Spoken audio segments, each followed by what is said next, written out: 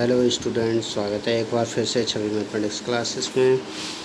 इस वीडियो में हम 24 मल्टीपल चॉइस क्वेश्चन लेके आए हैं, जो कि हर चैप्टर से एक दो क्वेश्चन होगा। तो बहुत अच्छे क्वेश्चन हैं, आप इनको अच्छे से ट्राई कीजिएगा और इन्हें घर पे सॉल्व करके भी देख लीजिएगा। मैं इम्पोर्टेंट क्वेश्चन को लेके आया हूँ। चलो देखते हैं। पहला क्वेश्चन कुछ इस तरह से है कि इंटीग्रेशन ई की power tan inverse 1 + x² dx का मान ज्ञात कीजिए। जैसा कि आप जानते हो कि इसका इंटीग्रेशन करने के लिए हमें क्या करना पड़ेगा, e की पावर tan इनवर्स x को क्या मानना पड़ेगा, सॉरी e की पावर नहीं, केवल tan इनवर्स x को मान लेंगे। ठीक है, tan इनवर्स x को t मान लेंगे और इसे इंटीग्रेट कर देंगे। ठीक है, तो इसे इंटीग्रेट करने पर आपको पता होना चाहिए कि इसका b आंसर आएगा। ठीक है, इसको सॉल्व करके आप देखिएगा। अब देखिए यहाँ पर दे रखा है tan इनवर्स। अगर आपका बहुत अच्छे से जानते हैं कि इंटीग्रेशन ऑफ tan इनवर्स दे रखा है, सिंगल फंक्शन है। ठीक है, और tan इनवर्स का इंटीग्रेशन हमें पता नहीं होता है, तो हम क्या करेंगे, इनटू में फर्स्ट और मान लेंगे। तो इसको फर्स्ट मान लेंगे और इसको सेकंड मान लेंगे। इंटीग्रेशन बाय पार्ट सॉल्व करेंगे इसे। ठीक है, और सॉल्व करने पर इसका जो आंसर आएगा, पार्ट ए जो है वो आपका सही आंसर हो जाएगा। ठीक है, आप इसे ट्राई कीजिएगा। ठीक, अगला क्वेश्चन कह रहा है कि इंटीग्रेशन ऑफ x की पावर 3 + 2 अपॉन में x की पावर 3 - x dx का मान ज्ञात कीजिए। ठीक है, तो ऊपर और नीचे पावर कैसी हैं, सेम है। ठीक है, तो पहले आपको क्या करना होगा, पावर ऊपर वाली को छोटी करना होगा। ठीक है, ऊपर वाली पावर को छोटी करने के लिए x जोड़ दो, x घटा दो, ऐसा कर लो। इसमें है ना, x की पावर 3 - x कर दिया और प्लस का x और प्लस का 2 अपॉन में कितना, x की पावर 3 - x। ठीक है, तो आप जानते हो इसको डिवाइड करोगे तो इंटीग्रेशन dx आ जाएगा और प्लस का इंटीग्रेशन x + 2 अपॉन में x की पावर 3 - x dx। ठीक है, तो अब देखो इसको इंटीग्रेट करने के लिए ये तो x हो जाएगा और फिर प्लस आएगा। ठीक है, और बाकी इसको आंशिक बिंदुओं में तोड़ के कर सकते हैं। ठीक है, तो ये जो आपका क्वेश्चन नंबर 3 है, क्वेश्चन नंबर 3 का जो आंसर होगा वो हो जाएगा सी ऑप्शन सही है। ठीक है, सी ऑप्शन सही होगा। बाकी आप इसे कैलकुलेट करके देखिएगा। ठीक है, अगले क्वेश्चन नंबर 4 की बात करें तो क्वेश्चन नंबर 4 कह रहा है इंटीग्रेशन dx अपॉन 1 + 4 cos² का मान ज्ञात कीजिए। ठीक है, 4 cos²। अब देखो यहाँ पर cos² दे रखा है, a + b cos² x दे रखा होता है, या फिर कुछ भी इस तरह से दे रखा होता है, तो हम क्या करते हैं, cos² x को कॉमन ले लेते हैं। ठीक है, cos² x को कॉमन लेकर ऊपर भेज देते हैं। तो ये जब कॉमन लेंगे तो ऊपर जाएगा, ऊपर जाके sec² x बना देगा, sec² x हो जाएगा और नीचे हो जाएगा 1/cos, है ना, 1/, यहाँ से जब है नहीं तो यहाँ हो जाएगा sec² x। ठीक है, और प्लस का 4, और sec² x को हम तोड़ सकते हैं 1 + tan² x, है ना, तो ये आ जाएगा इंटीग्रेशन sec² x और यहाँ पर हो जाएगा 5 प्लस का tan² x, है ना, dx। अब जानते हो आप लेट कर लोगे tan x बराबर t। ठीक है, जब tan x को t मानेंगे और इसको कैलकुलेट कर लेंगे। ठीक है, तो ये आपका हो जाएगा, इसका कंप्लीट जो आंसर आने वाला है वो आपका बी ऑप्शन सही हो जाएगा। ठीक है, बी ऑप्शन सही हो जाएगा। अगला कह रहा है कि 5 integration of dx 4 + 5 cos x dx का मान ज्ञात कीजिए। ठीक है, अब देखिए इसको, अब अगर आपका नीचे इस तरह से दे रखा है इंटीग्रेशन dx अपॉन, ठीक है, 4 + का 5 cos x। ठीक है, 4 + 5 cos x। अगर हमें इसको कैलकुलेट करना है, या फिर a + b sin x या a + b cos x इस तरह का दे रखा है, तो हम cos x की वैल्यू को पुट करते हैं। cos x = 1 - tan² x और 1 + tan² x, ये वैल्यू को यहाँ पर पुट कर देते हैं। ठीक है, और पुट करते हैं, फिर उसके बाद में इसे कैलकुलेट करते हैं। ठीक है, x/2 हो जाएगा यहाँ पर, x/2। ठीक है, तो अब ये वैल्यू जब हम पुट करेंगे और इसे कैलकुलेट करेंगे तो 5 में का ए ऑप्शन जो है वो आपका करेक्ट आंसर आ जाएगा। आप इसे कैलकुलेट करके देख लीजिएगा। ठीक है, अगले की बात करते हैं, क्वेश्चन नंबर 6। ठीक है, इसको थोड़ा सा बड़ा कर ले रहा हूँ। क्वेश्चन नंबर 6 कह रहा है इंटीग्रेशन ऑफ -π/2 +π/2 से -π/2 cos x डी एक्स का मान ज्ञात कीजिए। ठीक है, तो cos x का आप इंटीग्रेट करोगे कितना आ जाएगा, प्लस का sin x, और sin x को -π/2 से +π/2 तक इससे लिमिट लगा दोगे। ठीक है, तो sin x ये है आपका sin x। ठीक है, और sin x का π/2 से लेके माइनस का π/2 तक लिमिट। ठीक है, तो माइनस साइन थीटा कितना हो जाता है, माइनस का साइन थीटा, तो माइनस का 1 और माइनस का 1। ठीक है, तो सॉरी यहाँ पर हो जाएगा आपका -π/2 अपर लिमिट माइनस का लोअर लिमिट। ठीक है,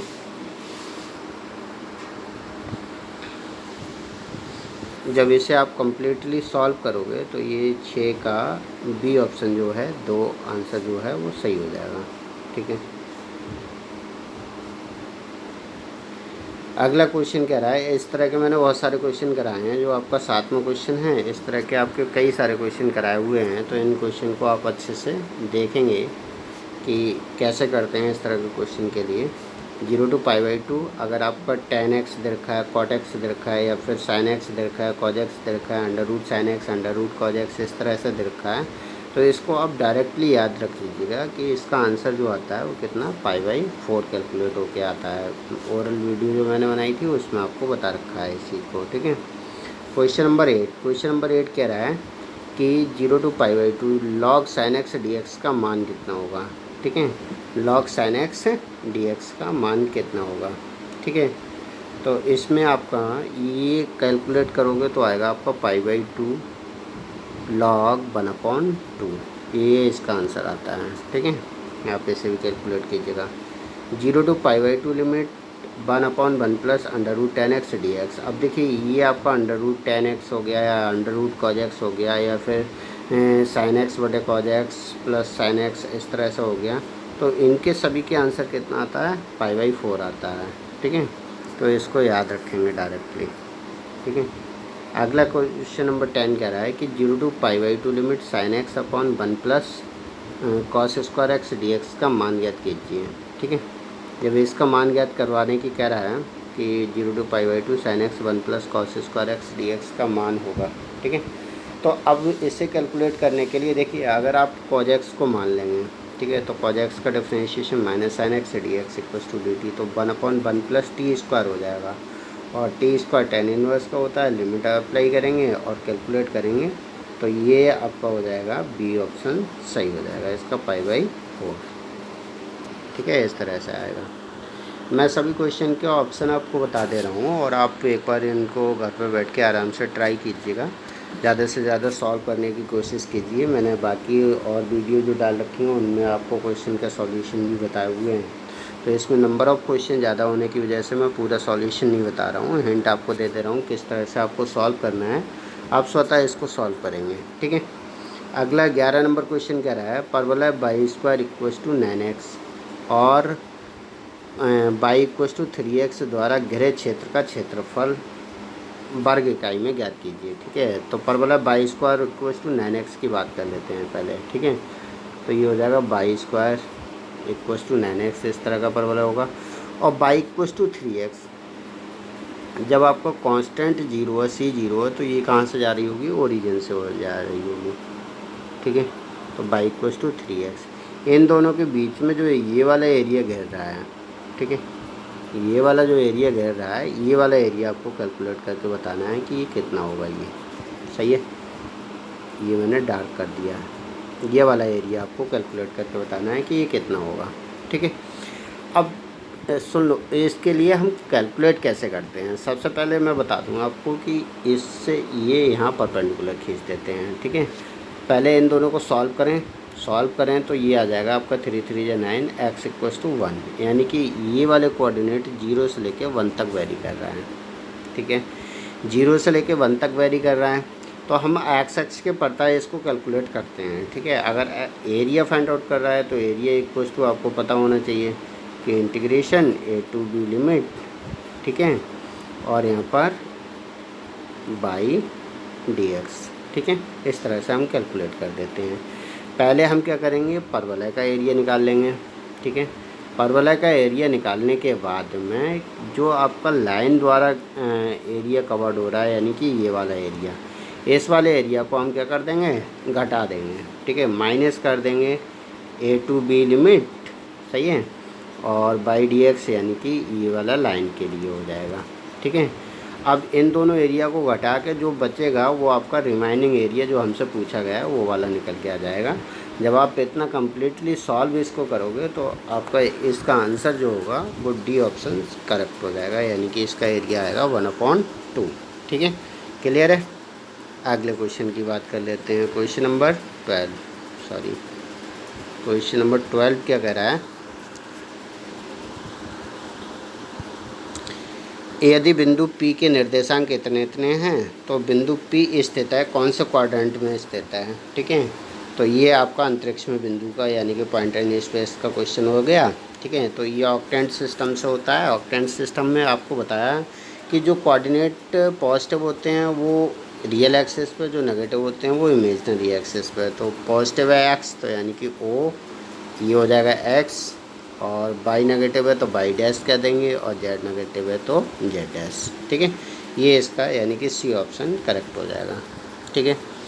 मूल बिंदु की दूरी बिंदु इतने से होगी, ठीक है। आपका ओरिजिन है यानी कि ये एक पॉइंट है 0,0,0, ठीक है, और दूसरा पॉइंट है आपका 4,-1,2, ठीक है।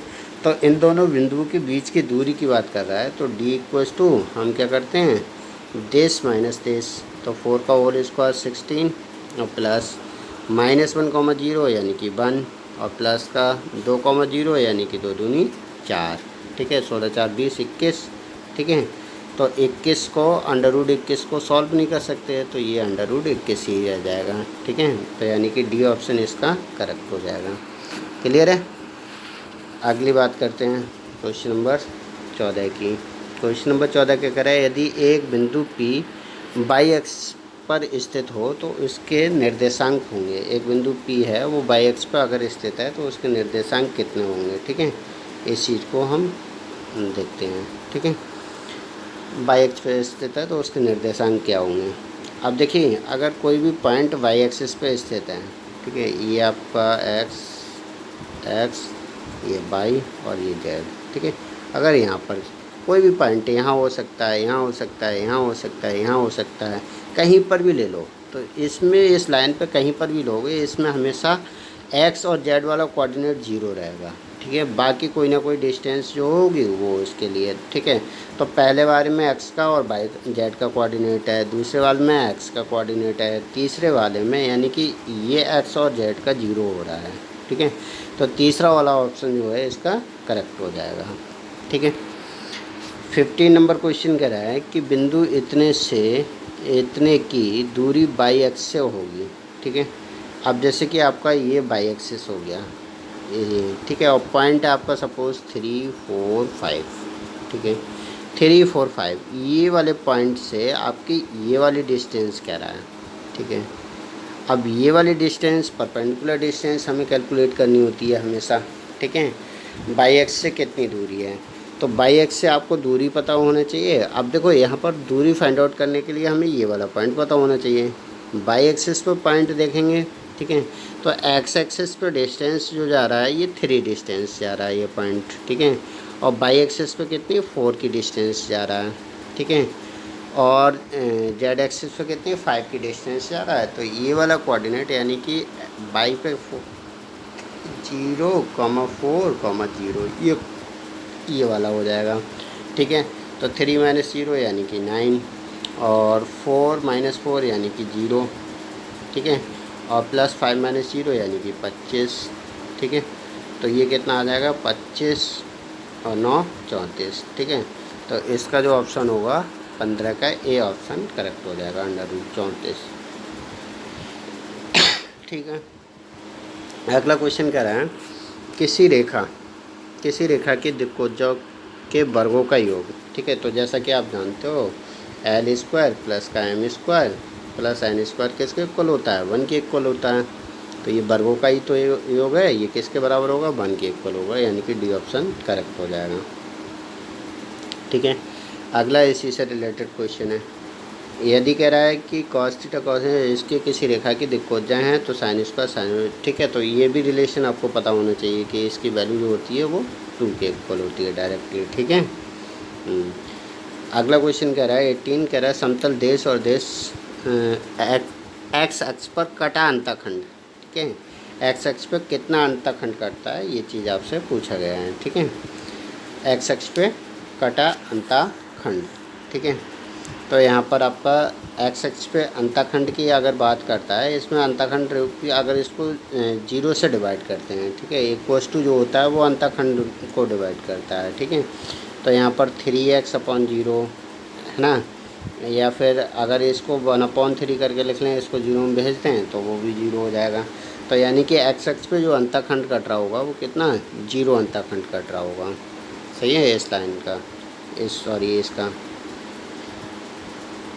अगला क्वेश्चन कह रहा है, क्वेश्चन नंबर 19 कह रहा है समतलों इतने और इतने बीच के कोण ज्ञात कीजिए। जैसा कि आपको दो समतल के बीच का कोण आपको पता होना चाहिए। कॉस थीटा इक्वल्स टू कितना होता है, a1 a2 प्लस का b1 b2 प्लस का c1 c2 अपॉन में अंडर रूट के अंदर a1 स्क्वायर प्लस का b1 स्क्वायर और प्लस का c1 स्क्वायर, और यहाँ हो जाएगा a2 स्क्वायर प्लस का b2 स्क्वायर और प्लस का c2 स्क्वायर, ठीक है।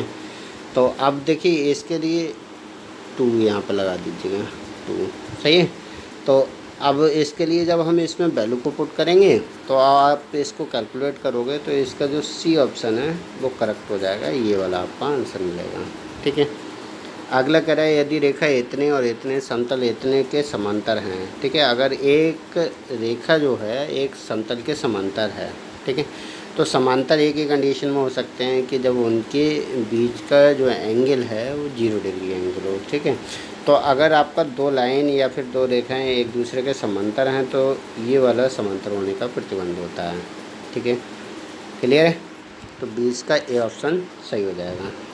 21 कह रहा है समतलों इतने और इतने के बीच की दूरी ज्ञात कीजिए। अगर 2 समतल हैं, ठीक है, बीच की दूरी ज्ञात करने के लिए हम दोनों का रेशियो पहले समान करते हैं, यानी कि डायरेक्शन रेशियोस।